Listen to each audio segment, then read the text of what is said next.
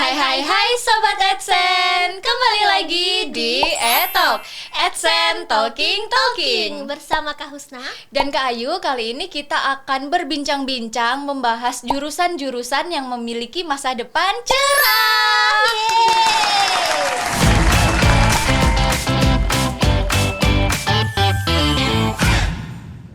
Kak Husna, Iya, Kak Ayu. di perguruan tinggi kan ada Soshum dan Saintek. Iya. Nah, gimana kalau Kak Husna itu yang membahas jurusan Saintek yang memiliki peluang karir cerah di masa depan, Oke. dan aku yang akan membahas jurusan Soshum yang memiliki peluang karir cerah di masa depan. Boleh. Mhm. Aku start duluan boleh nggak? Boleh banget dong. Oke. Aku duluan ya. Aku Ya. udah pilih nih satu jurusan yang cerah sekali. Ini lulusan jurusan ini nih Kak Ayu itu calon menantu idaman. Calon menantu idaman. Bahkan mungkin idaman ibu aku juga. Wah. Bisa jadi idaman semua orang tua berarti. Betul gitu. Coba tebak apa? Idaman semua orang tua dan idaman mertua. Hmm. Kedokteran? Kedokteran. Kedokteran. Kak Ayu. Pendidikan dokter gitu. Ini kan emang tiap tahun itu rame banget peminatnya. Selalu tinggi kan Selalu di univ tinggi, manapun, iya. baik negeri dan swasta. Ini kalau kita mungkin nih aku ingat dulu nih waktu masih mahasiswa nih, pas aku misalnya aku pernah kan roadshow ke SMA gitu ke kelas 3-nya. Iya. Siapa di sini yang menjadi dokter itu rata-rata pada angkat tangan semua. Sekeren Pasti. itu. Tapi Kayu, di Indonesia, Kayu tahu nggak berapa lama waktu yang dibutuhkan mahasiswa kedokteran untuk bisa mengantongi surat izin praktek? Berapa lama waktunya ya? Kalau yang aku tahu nih, ini sepengetahuan aku ya. Kan kuliah tuh 3 sampai 4 tahun. Terus habis itu ada koas. Terus udah habis koas bisa jadi dokter kah? Iya, udah dokter sih. Udah gitu. dokter. Cuman dia belum mengantongi surat izin praktek sendiri, misalnya belum bisa buka klinik sendiri oke. gitu. Karena harus masih ada satu lagi, ada internship lagi. Gitu. Jadi kalau kita hitung-hitung nih, butuh 7 sampai 10 tahun. Lumayan ya. Itu udah sama ininya ya, udah sama spesialisnya Iya. ya gitu kan. Nah, kan diawali sama masa preklinik namanya, alias masa sarjana. Nah, jadi di situ mereka menghabiskan waktu 3,5 sampai 4 tahun lah ya kayak kita. Nanti di akhir studinya juga nyusun skripsi juga gitu kan. Nah, terus setelah habis tuh modul-modul di masa preklinik itu, barulah mereka jadi sarjana kedokteran di wisuda tuh. Esket ya Iya. kan. Nah, kemudian udah jadi esket Kayu, seperti yang Kayu bilang, koas.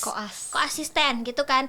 Nah, pas masa koas ini dia akan ketemu pasien beneran. Si dokter muda ini ketemu pasien beneran. Nah, kalau masa preklinik, masa sarjana kan masih ketemu sama patung gitu kan. Kadaver gitu. Jadi yang pas masa koas ini udah ketemu pasien beneran tuh. Bisa benar-benar langsung menyerap ilmu gimana mendiagnosis penyakit, menyembuhkan gitu kan. Dan ini tuh lamanya 1,5 sampai 2 tahun. Lumayan juga ya Kak ya iya. prosesnya. Jadi si mahasiswa kedokteran ini akan dibagi dalam beberapa kelompok, terus akan disebar gitu ya di setiap stase. Nanti ada yang ke THT dulu, ada yang penyakit dalam, bedah, anak. Nanti menyusuri semua tuh setiap stase karena kan harus lengkap dong ilmunya. Oke. Sampai selesai koas gitu kan. Betul. Nah, setelah selesai koas Kayu mereka ikut ujian UKM PPD. UKM PPD. Ujian kompetensi mahasiswa program profesi dokter. Nah, ini ibaratnya ya ujian gitu ya, Iya. Ujian itu ada 2, ada computer based testnya, ada OSCE namanya Objective Structure Clinical Examination. Nah, OSCE ini tuh untuk mendiagnosis penyakit gitu. Yang ujiannya ya menguji keterampilan mendiagnosisnya gitu. Kalau udah lulus Kayu, ujian kompetensi tadi, mereka baru disumpah dokter. Sumpah dokter dapat gelar DR. Dokter resmi ya. Dokter, dan dapat surat tanda registrasi. Jadi bisa buka praktek sendiri tuh. Udah selesai koas nih? Belum. Karena belum. tetap harus belajar lagi. Oke. Internship gitu. Internship. Jadi dokter yang bekerja di bawah pengawasan dokter-dokter senior yang lain. Itu kan. Karena kan seorang dokter ini berurusan sama nyawa manusia. Jadi Iya. benar-benar pendidikan itu harus lama dan benar-benar harus terampil gitu ya, dipersiapkan dengan matang. Gitu kan. Nah, internship ini Kayu lamanya 1 tahun. 6 bulan di rumah sakit, 6 bulan di puskesmas, atau mungkin beberapa ada yang beda-beda lagi ketentuannya ya. Cuman enaknya nih pas internship udah bisa digaji Kayu. Kita sudah dapat gaji di situ. Dapat gaji yang disebut dengan bantuan hidup dasar. Bantuan hidup Bantuan dasar. hidup dasar. Oke, setelah internship Nah, baru tuh setelah itu baru dikasih surat izin praktek. Baru dapat surat izin untuk praktek. Dan menjadi dokter umum yang sesungguhnya, gitulah ya. Gitu. Nah, kalau emang mau lanjut ambil spesialis lagi, bisa. Berarti ke PPDS, Pendidikan Program Dokter Spesialis, yang lamanya 4 sampai 6 tahun. Tergantung ketentuan program studinya lah ya, gitu. Kayak studi mata atau syaraf, apalagi anak, itu beda-beda tuh. Gitu. Jadi kebayang ya, Kak Ayu, betapa panjangnya prosesnya, perjalanan yang ditempuh oleh seorang dokter untuk menjadi dokter gitu ya. Dokter gitu. Nah, pantas sih menjadi menantu idaman. Kayu, aku sudah selesai bahas satu jurusan di Saintek, Kayu. Iya. Kita gantian ya. Boleh. Satu jurusan di Sosum, Kayu, sekarang apa? Jurusan di Sosum yang oke banget dan memiliki peluang karir cerah di masa depan dan tentunya idaman mertua. Idaman mertua apa? Dimulai dari Fakultas Ekonomi dan Bisnis. Jurusan-jurusan di situ ya. Betul, kan itu apa? banyak banget jurusannya. Ada jurusan akuntansi, manajemen, ilmu ekonomi dan lain sebagainya. Nah, peluang karir untuk jurusan-jurusan di Fakultas Ekonomi dan Bisnis ini terbilang cukup cerah karena banyak dibutuhkan di sektor kita sehari-hari, Kak, di kehidupan masyarakat. Dia menyentuh semua sektor ya. Dan yang paling sering diketahui masyarakat pada umumnya di sektor perbankan, keuangan, dia sebenarnya emang banyak sih, Kayu. Di mana coba yang nggak butuh orang yang jago menghitung uang, nge-manage urusan itu, manajemen itu. Karena kan di sektor perbankan orang-orang yang dari Fakultas Ekonomi dan Bisnis ini itu bertugas untuk melakukan kontrol keuangan, analisis keuangan, laporan keuangan. Jadi itu sangat dibutuhkan di sektor perbankan, Kak. Nah, selain itu dalam dunia bisnis di perusahaan-perusahaan kan saat ini juga sedang berkembang tuh di Indonesia. Itu kan juga pasti membutuhkan konsultan keuangan untuk perusahaannya kan. Jadi kan konsultan keuangan ini tuh dibutuhkan untuk memberi nasihat seputar strategi bisnis dan bagaimana sih pemahaman tentang keuangan di perusahaan itu biar tidak mengalami kerugian, Kak. Nah, tak hanya itu, Kak. Peluang karir untuk lulusan jurusan Fakultas Ekonomi dan Bisnis itu juga sangat banyak banget. Kalau misal ingin kerja di instansi pemerintahan maupun di Kementerian Keuangan, harus mengikuti seleksi CPNS. Jadi PNS. Betul.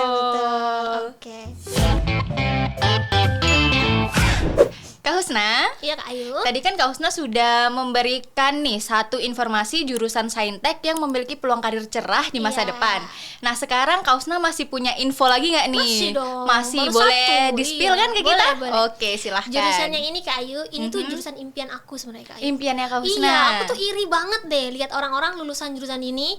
Kenapa Masalahnya gitu? aku merasa kapasitas aku tuh tidak cukup untuk masuk ke sana.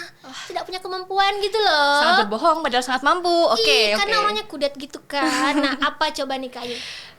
Tebak. Kak Husna ya, impiannya Kak Husna. Teknik komputer? Temennya Kak Ayu. Temennya. Ini lebih hits lagi Kak Ayu. Lebih hits lagi apa tuh, Kak? Ilmu komputer atau teknik informatika. Ini keduanya ya. Karena dia di beberapa kampus itu dia beda. Kayak di UI, kayak di UGM nih, kayak di IPB, Unila, Lampung, sama USU. Itu dia nama jurusannya ilmu komputer.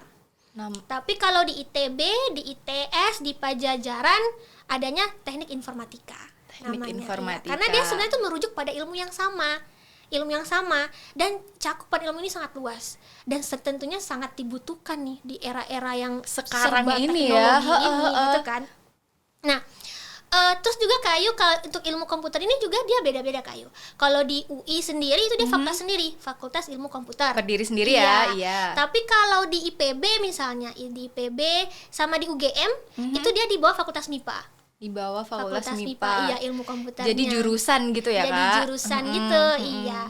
Nah, ini kan aku udah bilang tadi ya Kak Ayu, kalau cakupan ilmunya sangat luas. Jadi dia akan belajar tentang fondasi teoritis di bidang komputasi, kayak teori komputasi, perancangan algoritma, sampai penerapannya di bidang kecerdasan buatan, ya kan? Itu yang sangat lagi hit banget gitu kan? Pengolahan informasi multimedia, kemudian keamanan informasi, pengolahan data, dan banyak lah topik lain yang benar-benar dibutuhkan di era-era industri yang menuju 5.0 ini gitu.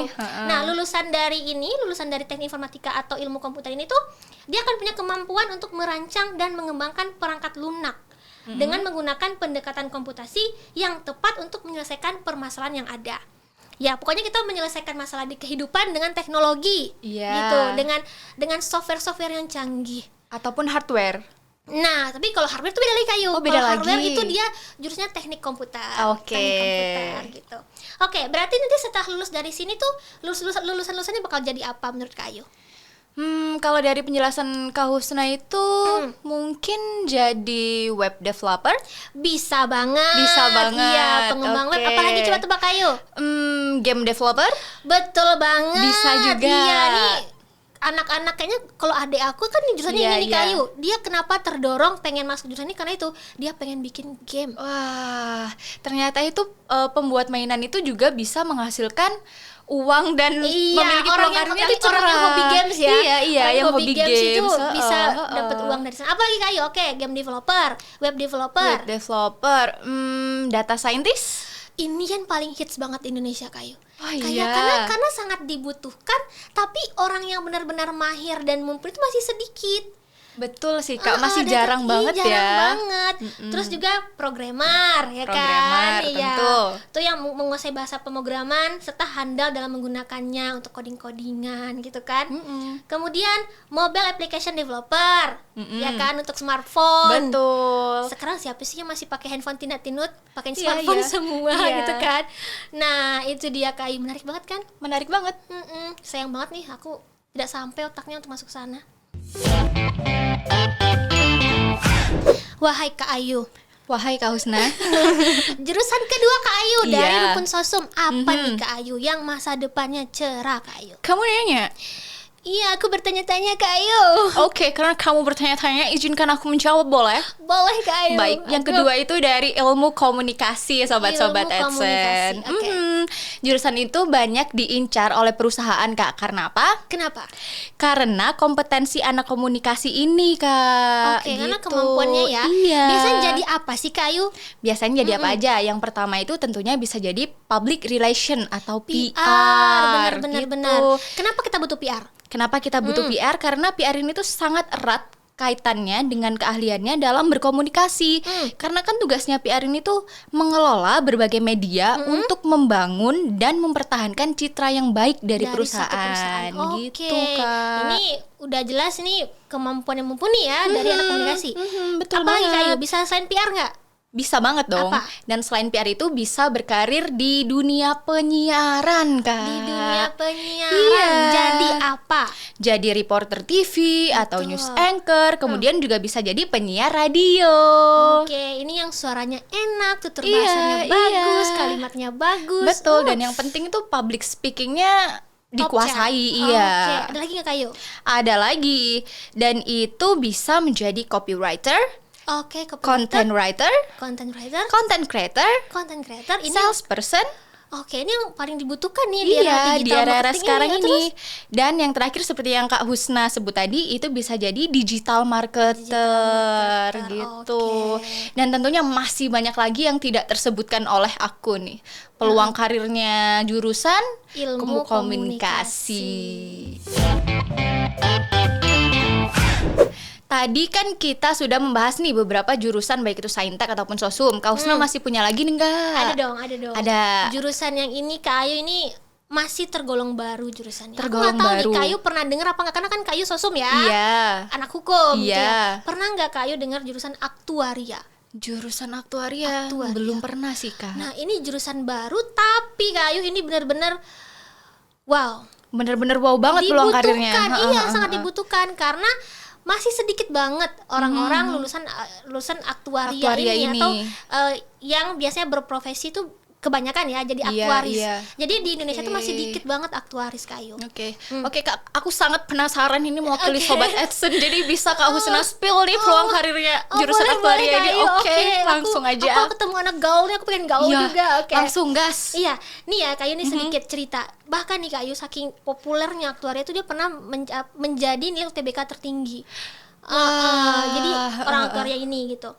Nah, apa sih yang sebetulnya dipelajari sama Jurusan aktuaria ini. Iya. Ini tuh masih anak-anaknya matematika, Kak Ayu. Oh, oke. Matematika asuransi disebut juga sama Matematika orang-orang. asuransi. Kenapa?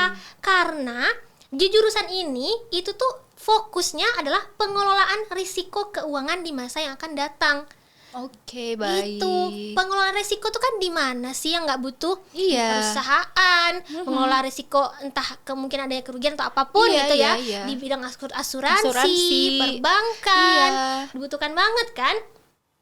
Jadi, mahasiswa aktuaria akan mendapatkan mata kuliah yang merupakan kombinasi antara ilmu tentang peluang, kemudian matematika, statistika, keuangan, dan pemrograman komputer juga. Mantep Mantep banget ya banget. yang dipelajari. Tujuannya nanti gimana tuh? Tujuan akhirnya adalah agar mereka bisa menjadi ahli media asuransi yang punya keahlian praktis dalam bidang administrasi asuransi dan aktuaria, serta keahlian dalam profesi perencanaan keuangan personal. Wah. Sebenarnya tuh memang di masa-masa modern itu semua yang berbau keuangan tuh emang dilirik abis-abisan sih sama industri gitu ya. Pasti. Iya. Nah, kemudian Kak Ayu, apa aja nih peluang kerjanya? Nah, yang kayak aku bilang tadi, aktuaris. Jadi kalau Aktuaris. lulusan S1 dia bisa ambil profesi lagi menjadi aktuaris. Aktuaris. Iya. Aktuaris ini akan bekerja di lembaga atau perusahaan asuransi, dana pensiun, investasi, dan manajemen risiko. Sebagai apa? Aktuaris tadi ya, khususnya tuh dibilang ya tadi investasi, Iya. perbankan gitu kan. Kemudian sebagai manajer investasi. Manajer investasi. Iya, kita kan seperti kita tahu ya, dalam investasi itu selalu ada resiko kerugian. Betul. Nah, orang-orang aktor ini kan bisa memperkirakan nih, menghitung berapa nih peluang keuntungannya, Iya. peluang resikonya gitu ya. Jadi biar tidak sampai mengalami kerugian. Iya, alias dia tuh jago banget manajemen risiko gitu Iya, lah iya, ya. iya. Kemudian dia juga bisa bekerja di berbagai sekuritas gitu. Terus juga bisa untuk pengelolaan surat-surat berharga seperti saham, obligasi, aset-aset properti. Iya. Ya, gitulah ya bidangnya ya. Kemudian bisa sebagai risk manager di perusahaan yang aku bilang tadi. Kan tiap perusahaan tuh kan tiap hari dia menghadapi resiko kerugian. Nah, harus ada orang yang bisa mengukur gitu kan. Betul. Dan memberikan pertimbangan khusus untuk gimana cara menghindari gitu. Nah, orang-orang aktuaria ini dan yang pasti menjadi akademisi. Dan yang aku bilang kan ini kan jurusan baru. Iya. Jurusan baru butuh orang-orang atau pengajar-pengajar yang kompeten untuk menyalurkan ilmu, menciptakan lulusan baru yang juga berbakat gitu Kak Ayu. Mantep banget Mantep ya. banget, Sangat Kak Ayu. beragam. Meskipun baru tuh, tapi peluang karirnya itu sangat cerah di masa depan. Seperti matahari di pagi hari. Iya. Idaman mertua pastinya Idaman jurusan ini. mertua. Ayo Kak Ayu, dimulai aja dari rumpun Oke. sosum. Ada jurusan apa lagi nih Kak Ayu yang masa depannya cerah gemilang, mantap. Oke, baik. Dari rumpun sosum itu yang memiliki masa depan cerah, mantap, dan cukup bergengsi kali ini ada dari jurusan hubungan internasional. Hubungan internasional. Ini nanti Karena apa? kerja sama pemerintah. Betul, jadi diplomat dan bisa bekerja di kementerian baik itu di dalam negeri maupun di luar negeri. Dan tugasnya duta besar atau diplomat itu kan langsung dipilih presiden tuh Kak, untuk menjaga hubungan internasional antar negara serta menjaga perdamaian dunia. Wow, sungguh mulia. Dan sangat Oke, keren banget sangat kan keren pastinya. banget. Selain itu masih ada Kak peluang karir untuk jurusan hubungan internasional ini. Oke, apa saja? Yaitu Government Relation Officer. Government Kak Husna pernah Relation dengar Officer. karir ini? Wah, jujur nih Kak Ayu, baru sekarang. Baru sekarang, oke aku kasih tahu. Jadi Government Relation Officer ini tuh menjadi penghubung antara perusahaan di mana tempat kamu bekerja dengan pemerintah. Oke. Jadi itu perusahaan baik dari perusahaan asing maupun perusahaan dalam negeri gitu Kak. Oh, iya. Jadi perusahaan multi apa itu Nasional, namanya? multinasional. Iya, Misalnya dia multinasional. mau buka apa? Anak perusahaan di satu negara. Betul. Urus administrasi Iya, mungkin ya. kan itu Oke. membutuhkan narah hubung kan. Iya, nah inilah gitu. dia peran lulusan HI. Iya, peran Government Relation Officer. Officer, oke. Nah, selanjutnya ini juga nggak kalah bergengsi lagi nih Kak. Apa? International Officer. International Officer. Pernah Apa itu, dengar Kak nggak Ayu? kalau ini? Baru juga. Baru juga, oke. Jadi International Officer Oh, iya. ini tuh bertugas menangani persoalan atau kasus internasional di Kementerian Luar Negeri, Oke. kedutaan besar, bahkan kamu juga bisa berpotensi bekerja di kantor PBB Kak. Sangat bergengsi banget kan? Keren banget. Iya, jadi berarti ini harus jago ya bahasa harus Inggrisnya. jago bahasa Inggris maupun bahasa asing asingnya, lainnya kan tentunya. Iya, Apalagi kalau mau bekerja di kantor PBB. betul. Dari rumpun Saintek, kira-kira masih ada nggak jurusan yang diidam-idamkan mertua karena anti nganggur? Ada dong Kak Ayu. Ada. Ini nggak boleh tertinggal ini. Nggak boleh tertinggal banget. Apa coba? Nggak Menurut boleh Kak Ayu. Dari tertinggal tadi kita banget. belum bahas nih, belum tersentuh sedikit pun. Dibilang Idaman Saintek. ya. Kak Ayu nih, aku bayangin, aku kasih gambaran nih. Kak Ayu Gimana? cowok maco keren ada di mana? Kalau di kampus. Cowok maco keren itu teknik. Pria-pria teknik. Iya. Iya, tapi perempuan teknik juga tangguh. Iya, dan tangguh-tangguh, nggak keren-keren. kalah keren juga. Ini dia jurusan teknik. Jurusan teknik teknik. ini bisa banyak ya. Jurusan teknik bisa teknik mesin, Mhm. sipil, arsitektur, apalagi kayu. Minyak, tambang, otomotif. Apa namanya? Elektro, industri. Itu adalah jurusan Iya. yang tingkat penyerapannya, maksudnya diserapnya itu tinggi. Maksudnya banget. jarang banget ada yang nganggur gitu. Mm-mm. Selagi masih ada manusia, kita butuh mesin, kita Iya. butuh bangunan, ya Betul, kan? betul. Lagi nih Indonesia nih sekarang lagi gencar-gencarnya bangun tol, jembatan. Iya, perusahaan-perusahaan juga gencar juga kan membangun. Nah, dibutuhkanlah di sini teknik sipil. Teknik sipil, oke. Kayu, kalau Iya. nyebut sipil sama arsitektur, Kayu nih orang yang menganggap sama atau beda? Kalau dari katanya sih jelas berbeda ya, Beda teknik dong. sipil dan Iya. arsitektur. Cuman detailnya itu kurang tahu, bisa dikasih tahu nggak? Kenapa dibedakan Iya, gitu iya, ya? heeh. Emang beda Kayu, karena fokus orang dua jurusan ini beda. Kalau sipil itu dia fokusnya tuh lebih ke gimana cara menciptakan bantah bangunan, jembatan atau apalah itu ya, dengan tingkat keamanan, kenyamanan, biaya produksi yang efektif, efisien, itu dia tuh. Jadi dia itu ya melihat keamanannya, biaya pembangunannya, sipil. Tapi kalau arsitektur, gimana dia menciptakan bangunan yang indah, desain-desain yang apik, dengan biaya ekonomis juga, terus bahannya apa yang cocok, lebih keindahan dan estetikanya. Nah, mungkin simpelnya begitu ya. Iya, iya. Tapi persamaannya ya sama-sama teknik. Dia adalah ilmu yang keteknikan gitu kan. Nah, sama-sama mempelajari dan mengerjakan bidang pembangunan, konstruksi, proyek atau semacamnya lah. Kemudian dia sama-sama mempelajari gambar teknik dan bagian-bagian bangunan. Jadi sama-sama kan kalau anak teknik sipil kan selalu bawa apa namanya di kanvas Kertas, apa gitu iya, ya, yang selalu ditenteng. kan keren banget gitu ya.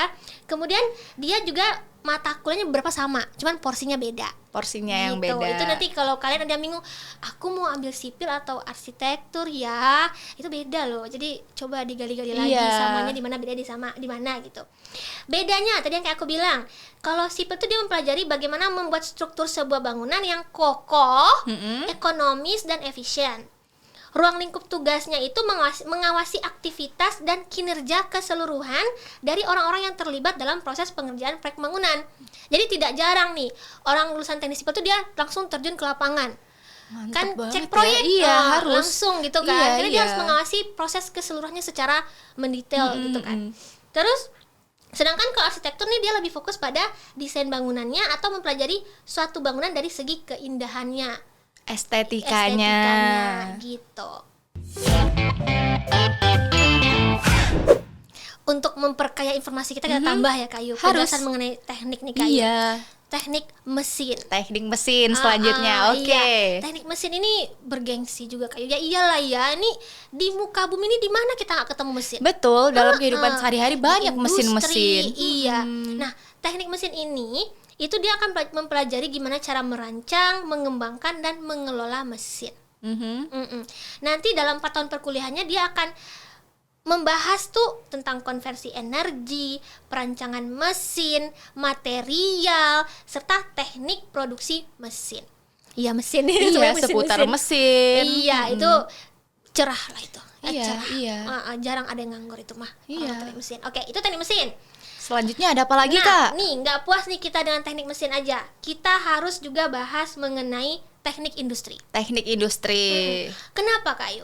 Karena nih kalau kita bahas ngomongin fakultas teknik, itu kalau dilihat-lihat ya, yang paling banyak perempuan itu adalah teknik industri.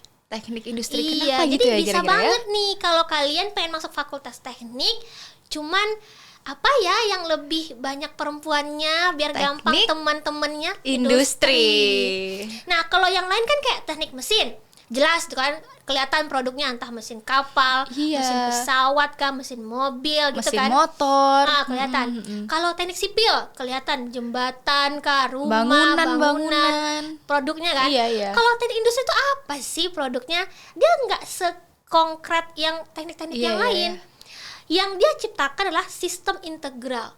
Jadi seseorang nanti yang ngambil jurusan teknik industri, dia juga akan menyentuh pembahasan-pembahasan tentang teknik mesin mungkin, teknik elektro. Kalau dia masuk nanti ke bidang itu, karena kenapa? Karena kan dia akan menciptakan sistem tuh di bidang-bidang itu. Ya dia harus tahu juga dong segelipir atau dalamnya sesuatu mengenai bidang-bidang tersebut kan, entah elektronya, entah mesinnya, entah sipilnya atau bangunannya gitu kan. Nah itu dia. Dan serunya lagi, teknik industri ini kan tidak hanya ada di pabrik, Kak Ayu. Soalnya sistem integral itu kan hanya ada di pabrik. Sistem itu kan juga mungkin ada di rumah sakit, ada di apa lagi misalnya ya, ada di perbankan. Jadi orang-orang di teknik industri ini dia tidak hanya akan belajar sesuatu yang sifatnya seperti kita saintek yang matematika, nggak gitu semua gitu loh. Dia juga bisa dapat pelajaran tentang pemasaran, tentang bisnis, tentang tentang pembukuan. Ini ilmunya lebih luas gitu ya, dan sangat kompleks sih. Iya gitu. Dan jelas saja siapa di sini industri nggak butuh untuk orang yang bisa menciptakan sistem yang bagus. Karena orang teknik industri ini fokusnya menciptakan sistem yang efektif, produktivitas tinggi gitu. Contohnya misalnya nih di satu pabrik gitu kan.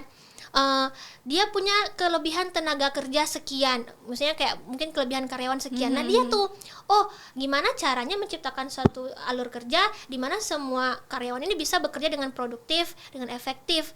Ya just kebayangkan betapa penting dan urgentnya teknik keberadaan industri. Teknik industri ini gitu. Nggak bakal nganggur kan? Nggak bakal nganggur karena di segala segmen kehidupan ya Kak dibutuhkan. Oke Kak Ayu, itulah tadi aku sudah kupas-kupas tentang jurusan teknik.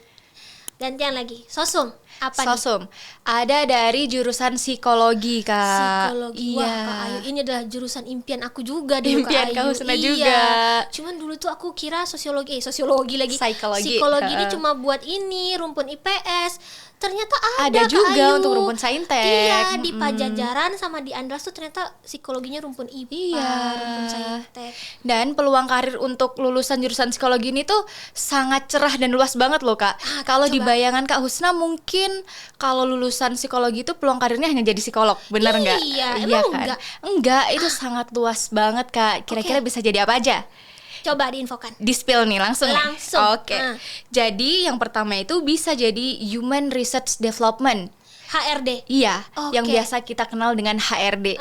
Selanjutnya itu juga bisa jadi People Development. People Development. People Development. Selanjutnya juga bisa jadi Marketing. Oh iya, pastinya itu. Kemudian juga bisa jadi public relation atau jadi PR. Nah, selain itu juga bisa menjadi konselor Kak, yang bertugas memberikan bimbingan dan dampingan kepada seorang yang memiliki masalah. Ada banyak lembaga yang membuka posisi konselor. Misalnya LSM yang menangani masalah kenakalan remaja. Nah, selain itu, peluang karir jurusan psikologi selanjutnya ialah menjadi konsultan. Iya. Dan ini tuh konsultannya khusus menangani terkait sumber daya manusia pada sebuah perusahaan yang bergerak di bidang manajemen training. Selain itu masih ada lagi Kak, bisa terlibat di riset penelitian dan bergabung di berbagai perusahaan konsultan terbesar yang ada. Gitu. Ini orang psikologi adalah orang-orang yang bisa meningkatkan apa namanya? Kualitas sumber daya manusia. Benar. Jadi sangat dibutuhkan pastinya di berbagai sektor. Baik itu ya yang udah kita sebutin tadi ya, HRD, kemudian konselor. Gitu. Jadi enggak melulu menjadi psikolog. Kak Husna, Iya, Kayu. di Rumpun Saintek kira-kira ada nggak sih jurusan selain kedokteran, tapi itu yang memiliki peluang karir yang cerah, tapi itu sama-sama bergerak di dunia medis gitu loh, Kak? Udah kesehatan gitu ya? Iya. Ada banget Kak Ayu. Ada Sebenarnya Kak Ayu, jurusan selain kedokteran nih di rumpun kesehatan tuh cerah-cerah peluangnya Kak Ayu. Sebutlah Contohnya? kayak farmasi, ahli gizi, apalagi ya keperawatan. itu cerah-cerah karirnya Kak Ayu. Cerah-cerah. Jadi tidak dokter aja karena ya namanya juga manusia kan. Iya. Manusia tuh menjaga kesehatan itu nomor satu. Nomor satu, harus Apalah banget. artinya dunia ini tanpa sehat? Iya, kan Kak Ayu? betul. Kalau kita sakit kita tidak bisa menyaksikan indahnya dunia. Nggak Aduh, bisa kok jadi nonton curhat ya. YouTube AdSense juga kan? Iya, pusing kan nih tidur. Iya. Oke, langsung aja Kak, spill. Kita mulai dari farmasi dulu ya. Boleh banget. Farmasi ini kan lembaga kesehatan Kak Ayu, mulai dari rumah sakit, puskesmas, klinik pengobatan, laboratorium klinik, pasti butuh ahli farmasi Kak Ayu. Pasti. Itu udah jelas tuh kan Kak Ayu. Tapi Kak Ayu, nih tidak terbatas hanya di bidang itu aja. Bisa Industri di mana makanan lagi? dan minuman, Industri makanan dan minuman. kosmetik Kak Ayu. Kosmetik juga orang butuh. farmasi Kak Ayu. Kita yang suka berdandan ini Kak Ayu, yang suka menggunakan kosmetik, Yang suka skincare, bersolek. iya, make up ini kita kan nggak mau ya menggunakan produk yang membahayakan kulit kita. Iya, yang abal-abal gitu ya. Iya, kita kan butuh dipastikan aman nih untuk kesehatan kita, Iya. untuk kulit kita. Orang farmasi berperan dong. Orang farmasi. Industri makanan dan minuman, pemakaian zat pengawet mungkin, zat penyedap, harus ditakar dong. Jangan sampai membahayakan kesehatan. Orang farmasi. Itu juga orang farmasi. Ya, yang paling jelas nih meracik obat itu kan orang farmasi. Iya, Kak Ayu. apoteker Jadi, gitu ya. Apoteker Kak Ayu. Itu ya berarti kan kalau orang mikir kan kalau nanti kuliah farmasi kalau nggak jadi apoteker gimana? Iya. Cemas. Oh, jangan khawatir. Industri di Sangat luar sana terbuka luas. menampung Iya. kamu semua. Nggak dibiarin nganggur lah. Gitu ya.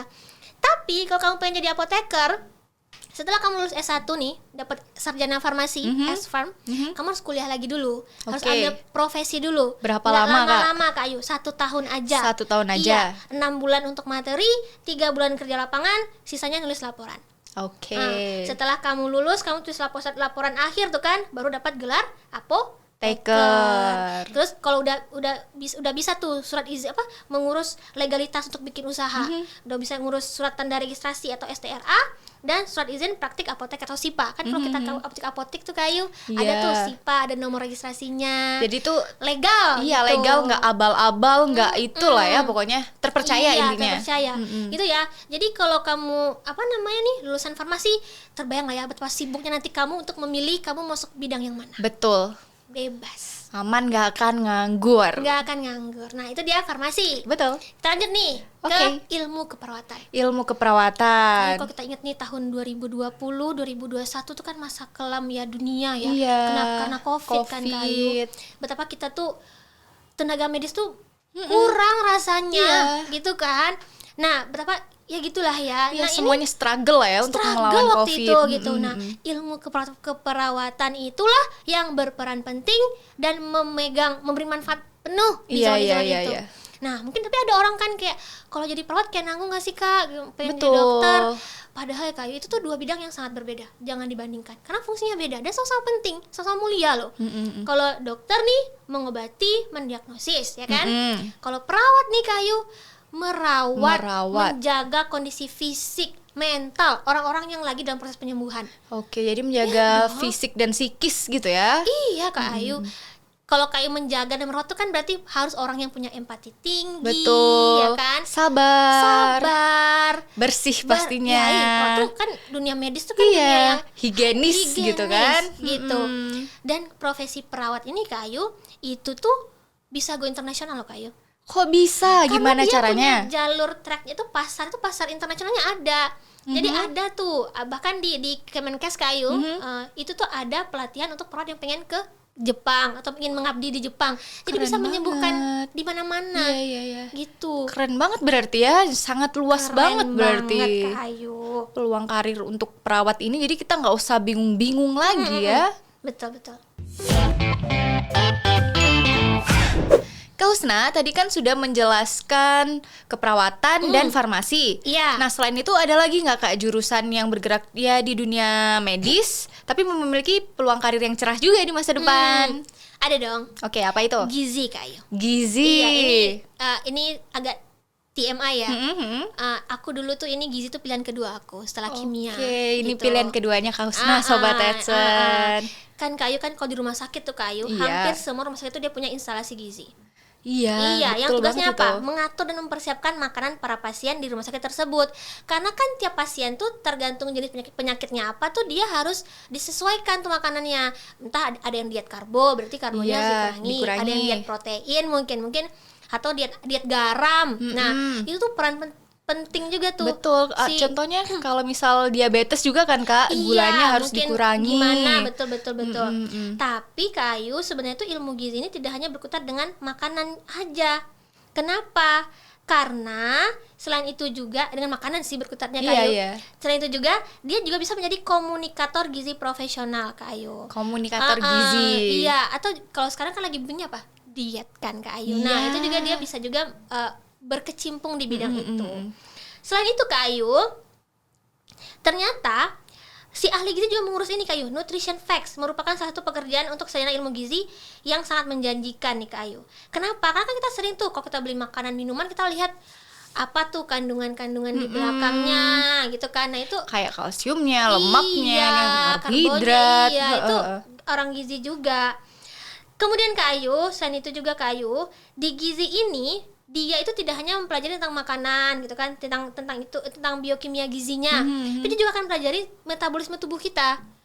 Nah, makanya itulah kenapa orang-orang gizi ini cocok banget untuk berkecimpung di bidang diet gitu ya Kak Ayu. Iya, dan kalau misalnya kita mau diet juga disarankan menemui yang profesional ya, contohnya ahli gizi ini. Iya, dicocokkan dengan pola hidup kita atau kebutuhan kita. Nah, orang gizi Kak Ayu. Cerah ya Kak Ayu? Cerah banget. Terakhir nih Kak Ayu. Iya. Gimana menurut Kak Ayu? Jurusan Kak Ayu nih, hukum, termasuk yang laris nggak Kak Ayu? Jurusan hukum. Jurusan hukum kan termasuk jurusan soshum yang paling banyak diminati tuh. Iya, betul. Baik di universitas manapun, begitu di swasta maupun di negeri kan. Dan ini tuh karena peluang karirnya cukup cerah. Tapi Kak, kalau misalnya masyarakat biasanya itu kan menganggap jurusan hukum pasti peluang karirnya jadi jaksa, hakim, pengacara atau advokat, panitera. Padahal nggak hanya terbatas sampai di situ aja Kak. Ada banyak. Salah satunya itu bisa menjadi staf legal perusahaan. Dan ini posisinya dibutuhkan karena bertugas mengatur hukum-hukum perusahaan gitu Kak, hukum perburuhannya, ketenaga kerjaannya, perjanjian kerja, betul, supaya hak dan kewajiban antara karyawan dan atasan itu terjamin gitu. Betul. Nah, selain dari staf legal, itu ada juga Kak konsultan hukum. Menjadi konsultan hukum. Betul. Kira-kira tugasnya apa aja sih Kak? Apa Kak Ayu? Nah, konsultan hukum ini tuh tugasnya mengaplikasikan ilmu-ilmu terkait pasal-pasal yang sudah dipelajari selama kuliah dan mereview dokumen untuk keperluan hukum. Contohnya seperti mereview berkas acara yang akan digunakan di sidang pengadilan. Gitu. Nggak terbatas sampai di situ Kak, masih juga bisa menjadi staf HRD. Jurusan hukum ini ya? Iya, menjadi staf HRD. Dan jika ingin kamu lulusan hukum ini bekerja di kementerian, bisa mengikuti seleksi atau tes CPNS. Iya, karena kan kita nih hidup di negara hukum. Iya. Orang-orang yang mengerti hukum pasti akan dibutuhkan di berbagai sektor. Betul jangan banget. Sampai hukum itu kan gunanya menjaga ketertiban juga. Dan jangan sampai orang-orang hukum itu justru yang melanggar lah ya, atau yang membuat citra hukum itu jadi jelek. Kak Ayu, ini kan jurusan-jurusan yang di masa depan karirnya bagus, prospeknya mantap.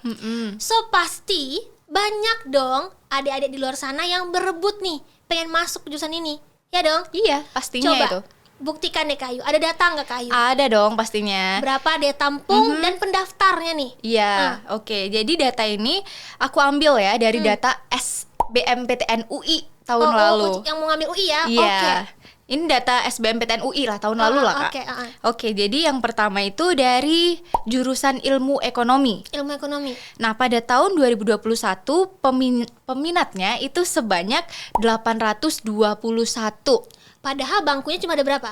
36, Kak. Oke, 36 orang Iya, nih yang diterima. iya. Kemudian Nah, selanjutnya itu ada Ilmu Komunikasi. ilmu komunikasi. Ilmu komunikasi pada tahun 2021 peminatnya itu sebanyak 1978. Bangkunya berapa?